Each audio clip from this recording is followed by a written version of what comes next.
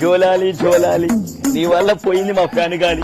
బాబు ఎవరన్నా? షాయన్న కొడుకురా దువ్వా. చాలా పెద్దోడు ఏడన్నా. సంవత్సరం అయింది కదరా. ఒరే దువ్వా, అన్నా. నువ్వెప్పుడు ప్లాన్ చేస్తావురా? కాలు ఖాళీగా ఉంది.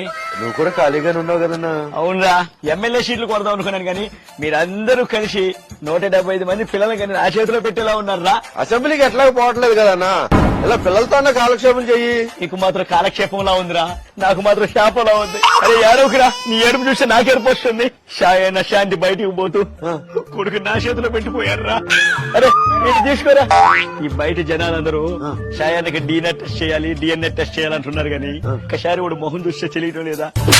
నువ్వు, షాయన్న, గోరంట్ల మాధవ్ ఈ వయసులో కూడా ఇద్దరు ఇస్తున్నారంటే ఏమన్నా మూలికలు ఏమన్నా వాడుతారా? దానికి కావాల్సిన మూలికలు కాదన్నా, మూలికలు. నీకు ఉన్నట్టున్నాయిగా టన్నులు టన్నులు.